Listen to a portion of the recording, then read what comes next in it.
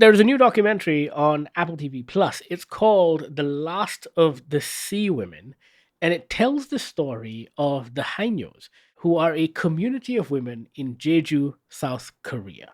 They're called the Sea Women because their job is to dive, and that is the primary source of their economy. They dive, they collect things from underwater, they sell it, they make a living. All of this, of course, stemmed from useless men in their community, and the women felt that they have to do something by themselves. This is a UNESCO acknowledged subculture in Korea, and they do all of this without any modern technology. Yes, now they may have wetsuits, but they dive without any oxygen. They are an aging population of women, and this documentary, directed by Sue Kim, tells their story and what lies in wait for them for the future. I was first introduced to these individuals from a bunch of novels, actually. Over the pandemic, there was a novel by Lisa C. called The Island of Sea Women. And then a year later, there was another novel by Sumi Han called The Mermaid from Jeju. Purely coincidental, but these are fictional works that are based around these incredible women that dive to make a living. It is crazy, crazy work. It is dangerous. It is incredible. It is so unique that there is nothing like it in the world. And it is work that is slowly becoming extinct. This documentary kind of takes you places. It follows these old grannies who you can best describe as like the South Korean version of the Nonas. They are respected individuals on the island. There are very, very few of them left because they're all in their 60s and their 70s. And I was just so impressed watching these stories unfold on screen. And then, apart from their story, there's also the story of the younger haenyeos. And there are some young women who are taking on this responsibility and task. And then there is the story of Fukushima water. Because when the Japanese government decided to release decontaminated water from the nuclear facility at Fukushima back into the ocean, suddenly it opens up this whole can of worms as to what it means, not just for the ecology of the area, but also for these women and the work that they do. They were saying that releasing of the decontaminated water can take up to about 30 years or more. And just the idea of 30 years of radioactive waste leaching into the ocean is pretty messed up. Yeah, it doesn't matter that the Japanese prime minister ate sushi on television, right? This is one of those things where I don't want to get into a tangent about radioactive waste and all that stuff. But yes, the Japanese government said that it is in accordance with international regulations. The international nuclear bodies have come out and said this should be okay. But it's always that thing of it should be okay. This should be okay. This should be all right. It's never confirmed. Nobody knows for sure. Of course they don't, right? You'll only know 100 years from now. And I think that's just the problem. Watching these women, the one thing I was most struck with was the fact that this was just, I don't mean to sound dour, but this was just life for them.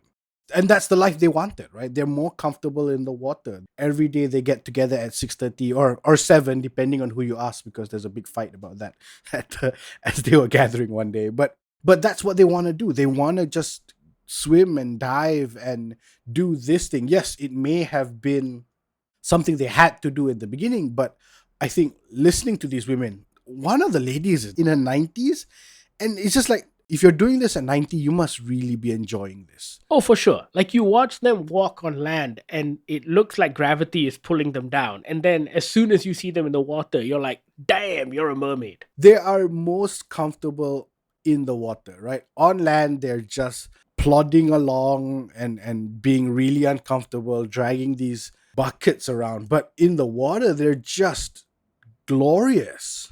I mean, the documentary says that at one point, there were as many as 30,000 women who worked as these traditional fisherwomen.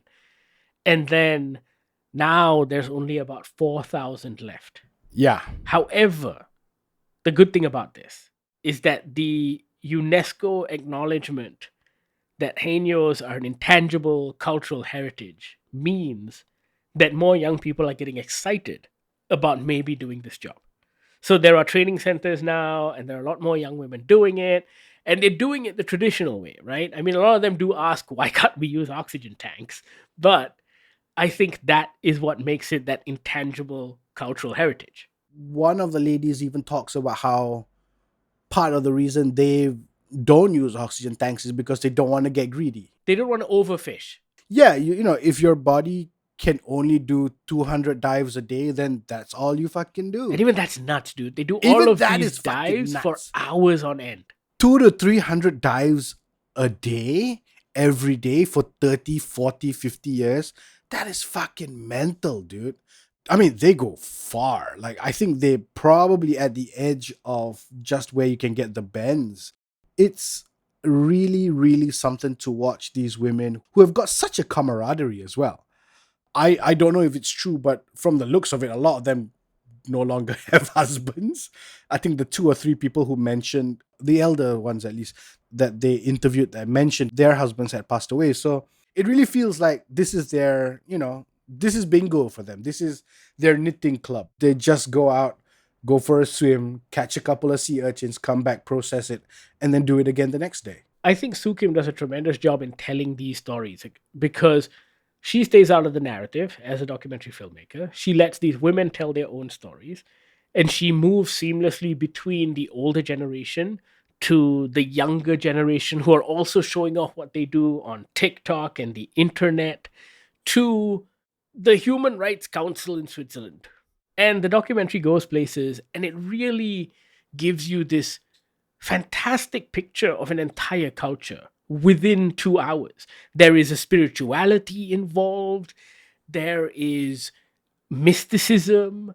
They talk about finding the bodies of dead haenyeos, and they're like, well, maybe they got a little too greedy and they went too deep, and you can tell that that one struck a little gold and then died while trying to do it. The person that was being interviewed mentioned about how their floating baskets are always full. The haenyeos that die have always got full baskets, and it's always like a greed thing, right? You just want to keep going, and sometimes your body just fails. It's a beautifully composed documentary. It's A24, so what do you expect? Can I also say that, and you've got an interview with Soo Kim, as I was editing and I'm watching it, there's a real restraint from the director's hand, right? Sure, yes, she doesn't get involved. She's never on camera. Yes, you don't hear her voice literally and figuratively. But it also feels like, as a director, she's letting the story unfold, really. She's not getting involved. There's no real moments where you're thinking to yourself, or I was thinking to myself, where that feels like an editing trick, So it all really feels natural, feels organic. It breathes nicely. There's a lot of just like really beautiful shots in here, not just underwater, but also above water as these women are about to go in. These shots feel, like she says, like a watcher. You're not too close to them, but at times she does get close. But a lot of times you're just stepped back. You're on the shore watching these women go out. You're on the shore watching these heads bobbing up and down in the water, and it feels removed and yet still very personal. Also, the music. The music is Also, the music. fantastic.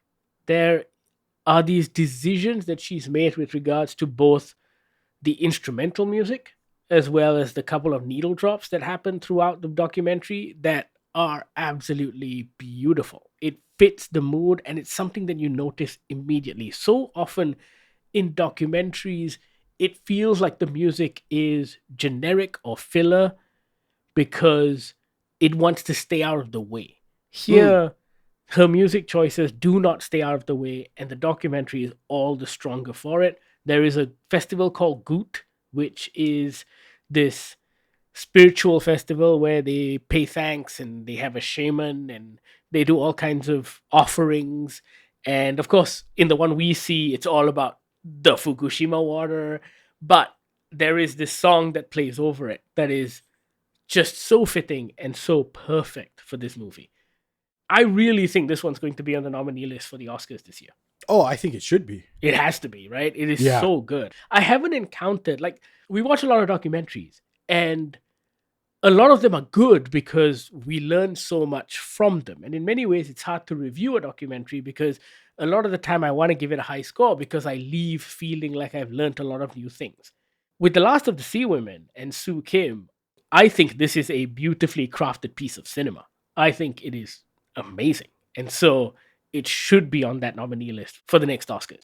But I feel like this documentary also isn't just a thing about, oh, here's something you didn't know about. Like, I haven't read those books that you mentioned, but I've read articles about these women. I know of their existence, at least. There is something else here, I think, that Soo Kim does in the framing of it within the Fukushima decision. I think that's what takes this documentary a little more.